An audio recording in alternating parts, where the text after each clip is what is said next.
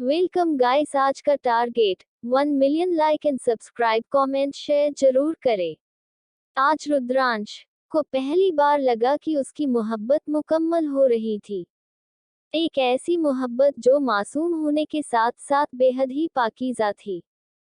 पाखी और रुद्रांश की इस प्रेम कहानी में जहां एक और पाखी का अबोध प्रेम था, तो दूसरी ओर रुद्रांश का ऐसा समर्पित प्रेम था जो पाखी के प्रेम से तो उम्रदराज था, लेकिन उसमें पवित्रता की सुगंध थी और जिसकी गवाह नानी थी। आज न जाने रुद्रांश को कितने दिन बाद वो रूहानी सुकून मिला था जिसके लिए उसका दिल तड़प रहा था। रुद्रांश पाखी को जब अंदर लेकर आता है तो नानी दरवाजे पर ही दोनों को रोक देती है और फिर दोनों की आरती उतारती है। मेरे दोनों बच्चे हमेशा खुश रहें, कहकर नानी दोनों को गले लगा लेती है और उनकी आंखों में खुशी के आंसू आ जाते हैं। नानी, आप रो रहे हो, लगता है आपको मेरा आना अच्छा नहीं लगा। पाखी झूठ मूठ का गुस्सा होते हुए कहती है। रुद्रांश जी, चलिए हमें वापस हॉस्टल ही छोड़ आइए। म से बोलकर पाखी अपनी जीभ अपने दांतों में दया लेती है और शर्मा जाती है। नानी और रुद्रांश अचानक आश्चर्य से पाखी की ओर देखते हैं। रुद्रांश जी, नानी और रुद्रांश दोनों एक साथ बोलते हैं और पाखी को घूर कर देखते हैं। नानी और रुद्रांश दोनों को अपनी तरफ देखता पाकर पाखी और ज्यादा शर्मा जाती है और दौड़कर नानी के कमरे में चली जाती है। देखकर बच्चा, गिर मत जाना, संभाल कर, नानी हंसते हुए कहती है। रुद्रांश, लगता है अब जल्दी ही इस घर में शहनाइयां बजने का समय आ रहा है। नानी कहती है। नहीं नानी, पहले तो पाखी की पढ़ाई पूरी होने दो, जब तक वो अपना मास्टर्स नहीं कर लेती तब तक तो कम से कम नहीं। नानी, क्योंकि एक तो अभी वो छोटी है, दूसरा मैं पाखी को एक मजबूत और अपने पैरों पर खड़ी हुई लड़की के रूप में देखना चाहता हूँ।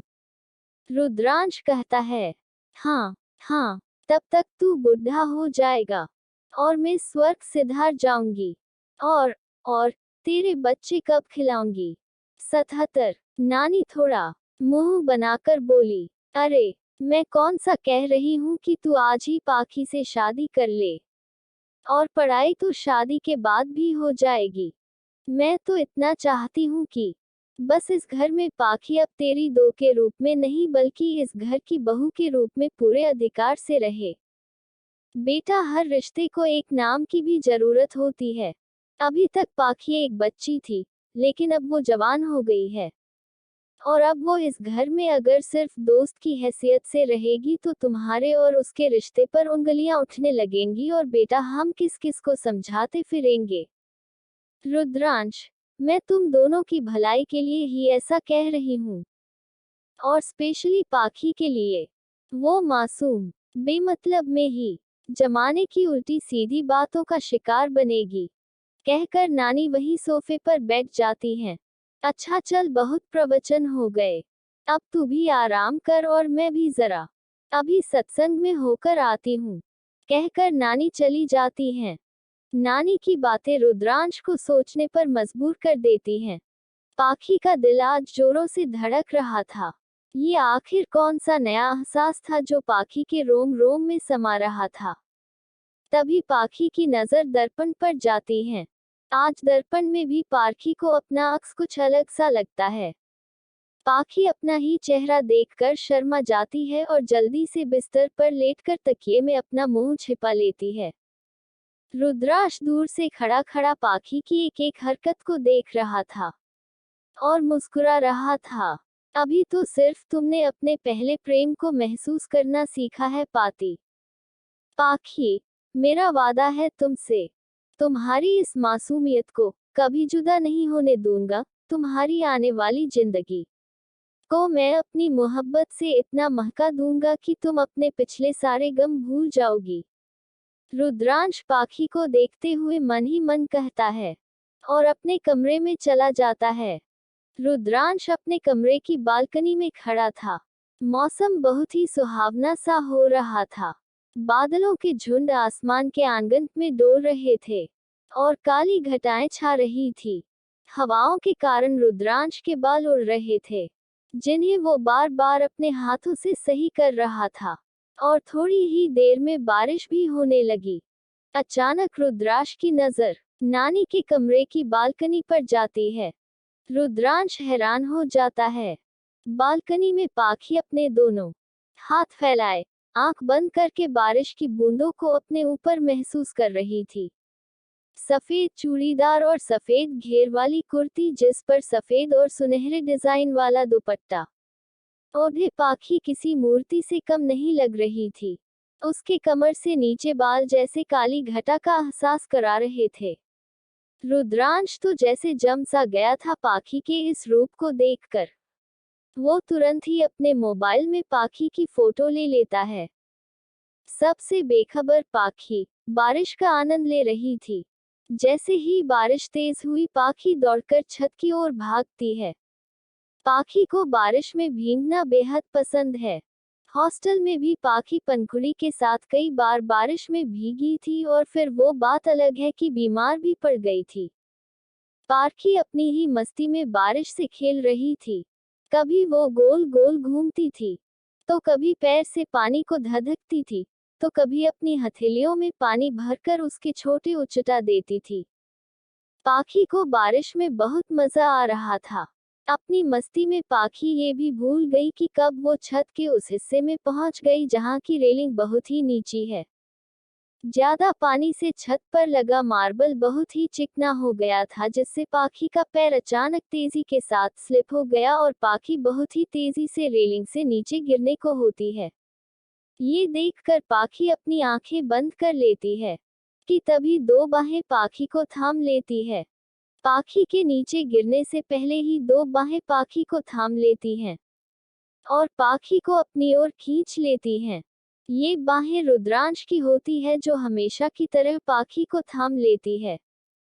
पाखी उन बाहों के घेरे में आ तो जाती है, पर ऐसे खींचने के कारण दोनों छत पर ही फिसल जाते हैं।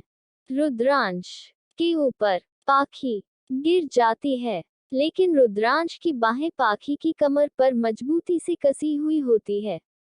अचानक ऐसे एक दूसरे के इतने करीब होने से पाखी अपनी आंख बंद कर लेती है, लेकिन पाखी के धड़कनों की रफ्तार इतनी तेज होती है कि रुद्रांश उन्हें साफ साफ महसूस कर पा रहा था। 0.00 बारिश और इतनी नजदीकियां, जैसे पानी में आज आग लग जाएगी। लगता था कि पाखी को आज इतना करीब पाकर रुद्रांश पर तो जैसे एक हल्का खुमार छाने लगा था। पाखी के चेहरे पर पड़ती बारिश की बूंदें रुद्रांश के एहसास को सुलगा ही श्री। रुद्रांश के साथ इतनी नजदीकी से पाखी अपने आप में ही सिमट रही थी। उसकी आंखें तो जैसे खुल ही नहीं रही और पाखी के सारे बदन में जैसे एक सरसराहट सी हो रही थी। दोनों की गर्म सांसें एक दूसरे से टकरा रही थी। पाखी और रुद्रांश उठने की फिर से कोशिश करते हैं, पर बारिश के कारण और छत पर फिसलन के कारण दोनों फिर से फिसल जाते हैं। लेकिन इस बार पाखी के ऊपर रुद्रांश गिर जाता है, जिससे अचानक पाखी के होठों को रुद्रांश के होठ छू लेते हैं, और ये एकदम से नया सा एहसास दोनों को होता है। हालांकि रुद्रांश एक बहुत बड़ा बिजनेसमैन है और उसके लिए लड़कियों की कोई कमी नहीं है। न जाने कितनी लड़कियां रुद्रांश के साथ को पाना चाहती हैं और उससे शादी करना चाहती हैं, पर इस दिल का क्या कीजिए। वो तो बस उसको ही चाहना चाहता है, जिसको वो पसंद करता है या जिस पर वो आना चाहता है। यही हाल रुद्रांश का था। उसने पाखी के अलावा किसी और पर कभी नजर ही नहीं डाली, और आज वही पाखी उसके इतना नजदीक थी कि रुद्रांश चाह कर भी अपने आप को रोक नहीं पा रहा था। जैसे आज वो पाखी को अपने में और अपने आप को पाखी में घोल देना चाहता हो।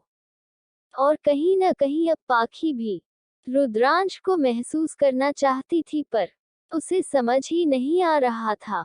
लेकिन रुद्रांश से नजदीकी उसके रूह को सुकून दे रही थी, और वो स्ट्राश की शर्ट को अपनी मुट्ठी में जोरों से कस लेती है। स्ट्राश पाखी के चेहरे को अपने चेहरे के करीब और करीब से आता है और उसके कपकपाते लबों पर अपने लब रखने ही है कि जैसे अचानक वो होश में आता है और पाखी के चेहरे पर से अपना चेहरा हटा लेता है और फिर धीरे से उठकर पाखी को भी उठाता है और उसे गोद में उठाता है और उठाकर धीरे धीरे उसके कमरे में ले जाता है। और पाखी तो जैसे अपनी आंख खोलना ही नहीं चाहती थी। वो भी अपनी बाहें रुद्रांश के गले में डाल देती है और उसके सीने में अपना चेहरा छुपा लेती है। लेकिन कोई था जो छुपकर रुद्रांश और पाखी के कई सारे फोटो खींच रहा था। बॉस, आपका काम हो गया है, फोन पर कोई कहता है और फोन के दूसरी ओर कोई बहुत खूब कहकर फोन रख देता है। अब आएगा मजा मिस्टर सिंघानिया, अब तुम्हें पता चलेगा कि मैं चीज क्या हूँ। हाँ हाँ हाँ, कल का सूरज तुम्हारे लिए आग बनकर तुम्हें जलाने वाला है। हाँ हाँ हाँ। रुद्रांश पाखी को उसके कमरे में लेकर आता है और उसे अपनी गोद से धीरे से उतार देता है और अचानक पाखी को छींक आने लगती है। एक छींक, दो छींक और ऐसे करते करते पाखी बहुत छींकने लगती है। पाखी को ऐसे छींकता हुआ देखकर रुद्रांश अपने माथे पर हाथ मारता है और उसे टॉवल देकर कहता है, पाखी जाओ बाथरूम में जाकर अपने कपड़े वगैरह बदलो, तब तक मैं गर्म कॉफी लेकर आता हूँ, नहीं तो तबीयत खराब हो जाएगी। पाखी अभी भी स्ट्रारा के एहसास में खोई हुई है और उसने जैसे कुछ नहीं सुना था। पाखी को ऐसे देखकर रुद्रांश को पाखी पर बहुत प्यार आता है। आवाज देता है पर नो। पाखी का कर फिर से कहता है। पाखी जैसे कुछ होश में आती है और शर्मा कर जल्दी से टॉवल लेकर बाथरूम में चली जाती है। पाखी को ऐसे जाता देखकर रुद्रांश को हंसी आती है। पागल लड़की, रुद्रांश मन में कहता है। जब तक पाखी अपने कपड़े वगैरह बदलती है तब तक रुद्रांश भी अपने कपड़े बदल कर 2 मग गर्मा गर्म कॉफी के ले आता। पाखी और रुद्रांश खिड़की के पास अपनी अपनी कॉफी लेकर खड़े होते हैं और पाखी वो तो चुपचाप खड़ी थी। वो अभी भी संकोच में रुद्रांश को नजर उठाकर नहीं देख पा रही थी। आ क शी ई पाखी को इतनी तेज छींक आती है कि उसके हाथ से पूरी की पूरी कॉफी ही छलक जाती है। कुछ कॉफी पाखी की उंगलियों पर गिर जाती है जिससे पाखी की उंगलियां थोड़ी जल जाती है, लेकिन वो रिएक्ट नहीं करती है। लेकिन रुद्रांश समझ जाता है, लेकिन कुछ नहीं कहता। हे भगवान, पाखी तुम्हारी तो पूरी की पूरी कॉफी ही फैल गई है। रुको, तुम्हारे लिए दूसरी कॉफी मंगवाता हूँ। और पाखी मना करने के लिए रुद्रांश का हाथ पकड़ती है। पाखी तुम्हें तो बुखार लग रहा है, रुको जरा टेम्परेचर लेने दो। रुद्रांश कहता है। नहीं नहीं रुद्रांश जी, हम ठीक है, पाखी कहती है। अरे ऐसे कैसे नहीं। और रुद्रांश पाखी का टेम्परेचर लेता। तुम्हें तो बुखार हो गया है, चलो अब चुपचाप बिस्तर पर आराम करो, मैं तुम्हारे लिए कुछ खाने को लेकर आता हूँ और फिर तुम दवाई खाकर आराम करो। बुद्ध लड़की, कभी कुछ नहीं कहती, रुद्रांश मन ही मन कहता है। पाखी जब दवा खाकर आराम कर रही होती है तो रुद्रांश पाखी की उंगलियों पर बरनूल लगाता है और माथे पर किस करके लाइट बंद कर देता है और अपने रूम में चला जाता है। शाम को रुद्रांश जब पाखी को देखने उसके रूम में जाता है तो देखता है पाखी मैडम अपने बाल सुझाने की कोशिश कर रही है पर उंगलियों के जलने की वजह से ठीक से नहीं कर पा रही है।